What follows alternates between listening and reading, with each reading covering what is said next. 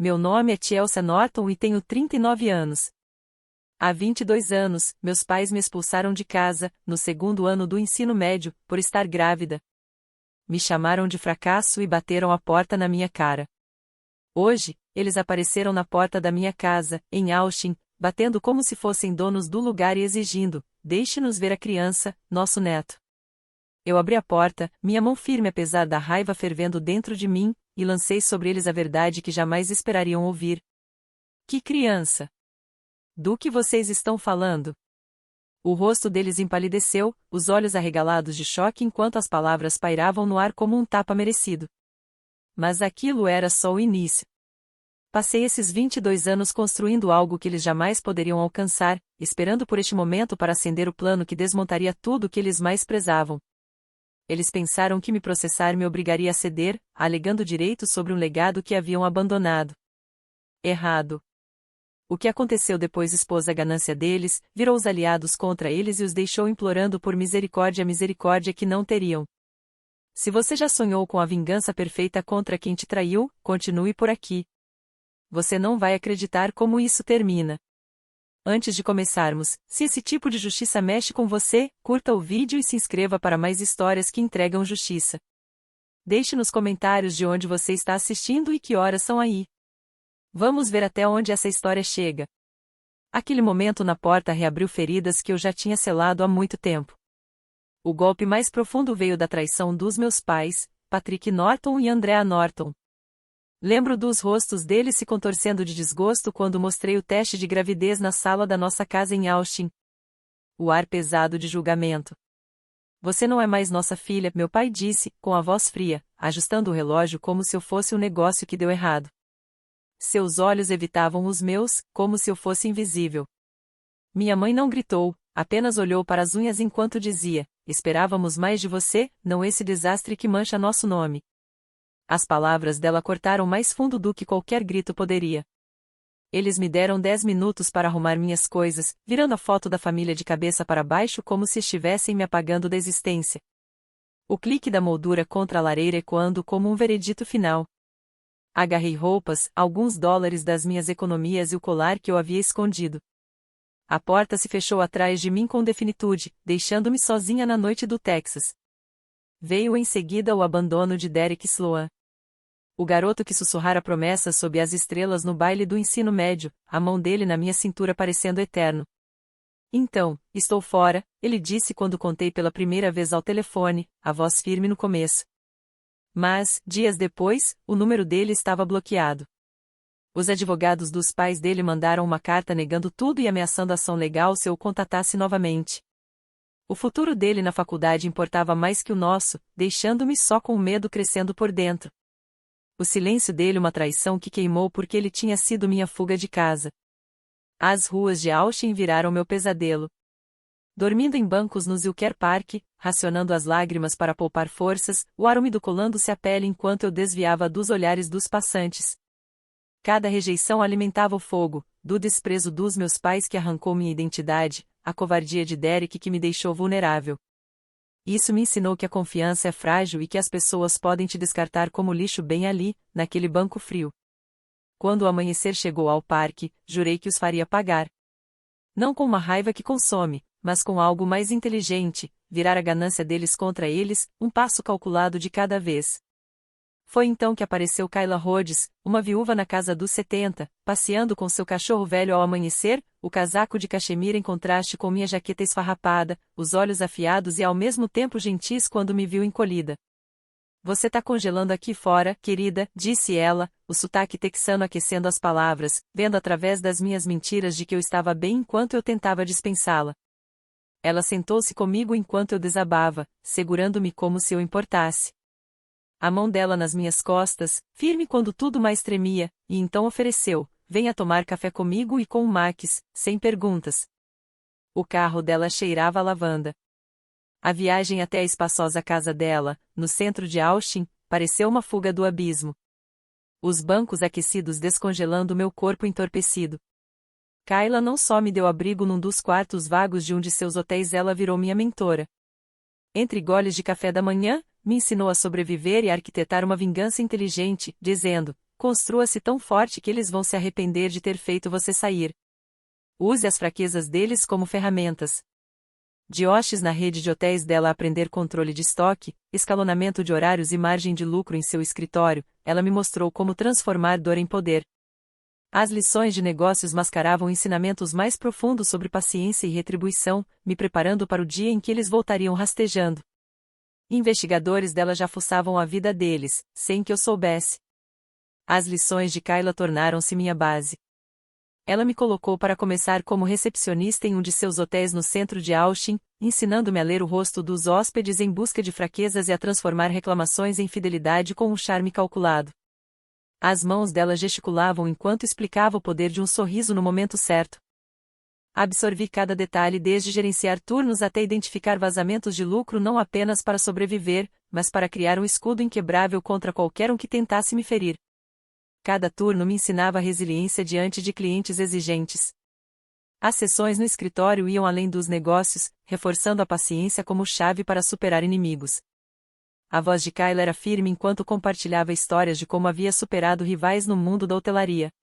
Uma noite, enquanto atualizava o testamento em meio a pilhas de papéis, ela me apresentou Shabarre, seu advogado, de olhar sereno e talento para detectar brechas em contratos. O aperto de mão dele era firme quando se sentou. Ele não é só para cuidar dos papéis, disse Kayla sobre o café que logo virou uma conversa estratégica. Ele é proteção contra o inesperado. Shawn se tornou parte do meu círculo. Seus conselhos afiavam minhas estratégias desde estruturas de confiança que blindavam ativos até rastros de evidência capazes de prender os imprudentes pelas próprias palavras. Depois veio Shannon Liao, do setor de TI do hotel. Suas habilidades em rastrear pegadas digitais transformaram simples conversas em aulas de vigilância. Seus dedos voavam sobre o teclado enquanto me mostrava como criar e quebrar firewalls. Ficamos próximas em longas madrugadas resolvendo falhas do sistema, e ela me ensinou a monitorar sem deixar rastros. Assim, montei uma equipe que parecia uma armadura contra os fantasmas do passado. Quando o aborto espontâneo me atingiu com força, deixando-me vazia por semanas, Kayla me guiou pelo processo de adoção em um abrigo do Texas. Seus contatos agilizaram a papelada enquanto fazíamos visitas. Foi lá que encontrei Austin Norton, um bebê de olhos curiosos que refletiam minha determinação. Suas mãozinhas agarraram as minhas como se reconhecessem o laço que nascia ali. Dei-lhe o nome da cidade que me destruiu e me reconstruiu. Criei-o não apenas com amor, mas também com estratégia, matriculando desde cedo em acampamentos de programação para moldar sua mente em algo inegável. Seu primeiro programa, aos 8 anos, já mostrava o potencial que eu cultivaria. Com 10, ele criava aplicativos que resolviam problemas reais não por acaso, mas por design. Eu sabia que um dia o sucesso dele atrairia aqueles que me feriram, como mariposas à chama, tornando-os vulneráveis pela própria inveja. Kayla teceu tudo isso com perfeição, cada passo, cada lição como parte de uma preparação silenciosa para o inevitável. O testamento dela era uma fortaleza, com cláusulas que barravam qualquer sangue que tivesse abandonado de fazer reivindicações. O código do cofre estava atrelado à data de adoção do Austin, um símbolo que me lembrava disso todos os dias. As gravações em vídeo que ela fazia no escritório capturavam seus alertas sobre os pontos cegos da ganância. O rosto sério enquanto falava diretamente para a câmera sobre covardes que descartam a própria família. Praticávamos cenários durante o jantar em sua casa. Ela interpretava com precisão assustadora as desculpas que eles poderiam dar, para me ensinar contra-ataques. Seu riso era afiado quando eu acertava uma resposta. Fui construindo meu império tijolo por tijolo, desde expandir as operações dos hotéis até investir no crescente setor de tecnologia de Austin, erguendo algo alto o suficiente para lançar sombras sobre as vidas deles. Cada sucesso era um passo no plano que ela ajudou a traçar. A armadilha estava montada e eles morderam a isca na hora certa. Comecei alimentando sites de tecnologia locais de Austin com histórias sobre o software inovador do Austin, que otimizava operações hoteleiras. Criava dicas anônimas com detalhes dos algoritmos para garantir que a cobertura viralizasse nas redes de negócios onde executivos como meus pais circulavam. As matérias explodiram online em poucas horas, com manchetes exaltando a jovem prodígio local transforma o setor da noite para o dia, acumulando milhares de compartilhamentos e comentários que eu acompanhava, sabendo que o eco chegaria aos ouvidos deles por contatos em comum. Dias depois, um tablet de última geração apareceu na minha mesa, embrulhado com um cartão dos meus pais. Para o nosso talentoso neto, hora de reaproximar. Palavras que eram um véu fino para a verdadeira intenção, sondar minhas defesas. Enviei-o de volta com um bilhete fingindo um abalo emocional. Isso traz de volta memórias dolorosas demais. Minha caligrafia tremia de propósito. E, na ligação de acompanhamento, minha voz vacilava na medida certa. Por que agora? Depois de todos esses anos de nada? Para fazê-los acreditar que eu estava frágil e pronta para ser pressionada. Shannon mergulhou imediatamente nos padrões online deles. Suas ferramentas detectavam cada pesquisa do nome do Austin nos IPS deles, capturando screenshots das investigações em sites de direito de família no Texas e fóruns sobre como reaver parentes afastados. Catalogamos tudo meticulosamente, desde conversas criptografadas com Derek, delineando formas de explorar a fama do menino para ganhar uma fatia, até abas do navegador em sites sobre herança e buscas rápidas por investigadores particulares. Minhas negativas alimentavam o fogo deles. Cada não posso lidar com isso agora que eu enviava fazia com que pressionassem mais, escalando para mensagens de voz prometendo fundos de reunião se você apenas conversar em mais pacotes, como gadgets tecnológicos personalizados com brasões da família. Quando Derek intensificou seu papel no plano deles, Shannon capturou suas comunicações propondo usar minha culpa do passado para arrancar uma parte da herança. O desespero dele era evidente depois que sua startup fracassou, deixando-o desesperado. As mensagens mostravam sua ânsia de manipular para conseguir dinheiro rápido. Eu soltava pistas nas ligações monitoradas que Shannon gravava, mencionando casualmente que o projeto do Austin poderia valer milhões se escalasse. Observava as respostas deles explodirem de ansiedade por meio do aumento de acessos e pesquisas rastreadas pela nossa vigilância. Os exageros deles começaram a se acumular rapidamente. Meus pais encurralaram Austin em uma cafeteria perto do escritório dele, com sorrisos forçados. Suas tentativas de exigir tempo em família para compensar os anos perdidos foram recebidas com a educação ensaiada que eu havia ensinado a ele de antemão. As postagens de Andrea nas redes sociais lamentavam o afastamento familiar e falavam em buscar reconciliação, mas Shannon rastreou tudo até influenciadores pagos que amplificavam a narrativa por simpatia. A análise de tráfego revelou o jogo sujo, bots impulsionando a falsa comoção pública. Cada passo deles os levava mais fundo na própria armadilha.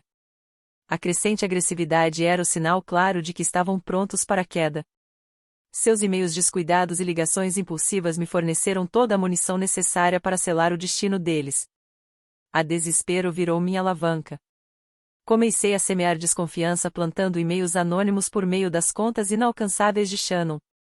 Um deles para meus pais, insinuando que Derek estava desviando o dinheiro dos fundos de reconciliação para pagar suas próprias dívidas. Outro para Derek, sugerindo que meus pais planejavam deixá-lo de fora assim que garantissem o acesso à fortuna de Austin. As respostas ficaram caóticas. Patrick mandava mensagens furiosas a Derek exigindo explicações, acusando-o de traição. Derek respondia: "Você que está me enrolando." Eu alimentava o caos com informações falsas, incluindo uma ligação sutil com Andrea, onde deixei escapar que a patente do software de Austin havia sido avaliada em $10 milhões. Ouvi a voz dela mudar de tom, a ganância tomando conta enquanto ela cochichava com Patrick sobre a nossa parte nisso.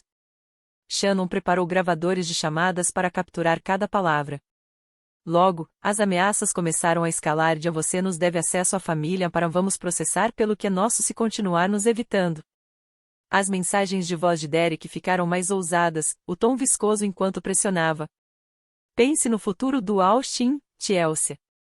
Eu sou o pai dele, afinal de contas." Sem perceber que a armadilha já estava se fechando, deixei vazar um documento forjado para o advogado deles, uma falsa cláusula de fundo fiduciário insinuando que a fortuna de Austin dependia unicamente da minha aprovação. Isso os enlouqueceu. E-mails frenéticos começaram a surgir, discutindo estratégias para me forçar a um acordo. As ferramentas de Shannon capturaram tudo, desde as pesquisas noturnas de Patrick sobre direitos de avós no Texas até os chats criptografados de Derek com um consultor duvidoso sobre como explorar pontos emocionais vulneráveis. Eu mantive minhas respostas calculadas, com o tom certo de dor. Não estou pronta para conversar. Cada recusa alimentava a impaciência deles, empurrando-os a exagerar ainda mais. A desconfiança atingiu o auge quando Patrick confrontou Derek em uma ligação gravada. Você está nos fazendo de idiotas. E Derek rebateu, com raiva. Você nunca confiou em mim desde o começo. O ponto de ruptura chegou rápido. O advogado deles entrou com um processo, alegando direitos de visita como avosa em reivindicações de herança citando laços familiares que nunca existiram. Shannon interceptou a petição judicial, e sua análise revelou erros grosseiros que Shaw aproveitou para preparar documentos de resposta, desmascarando cada mentira. A jogada final dos meus pais foi um post público em um fórum de negócios de Austin, pedindo simpatia com as palavras: "Só queremos nosso neto de volta." Mas Shannon rastreou a origem até uma agência de relações públicas contratada. As provas se acumulavam, e suas exigências irresponsáveis desmoronavam suas próprias palavras se voltando contra eles. O laço se apertava.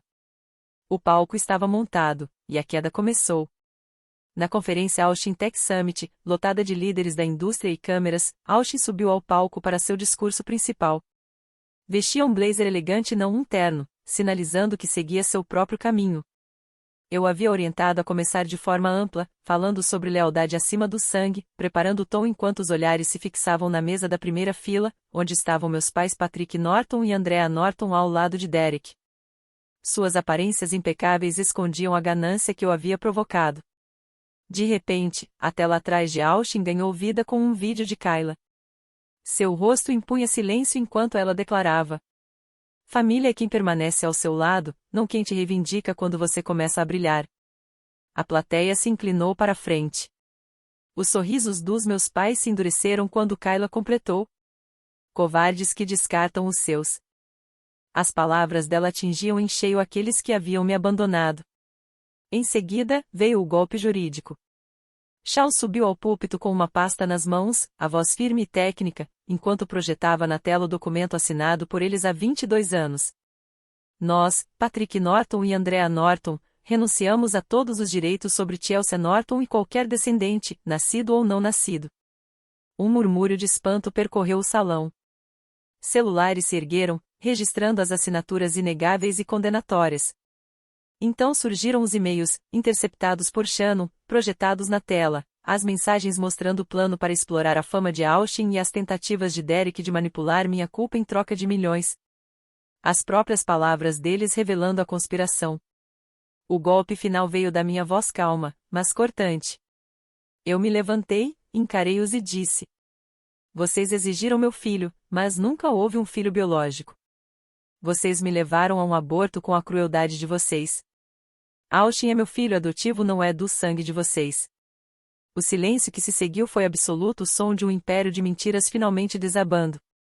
A sala explodiu em murmúrios, os rostos deles desabando sob o peso da verdade. Nenhum neto para reivindicar, nenhuma fortuna para tomar.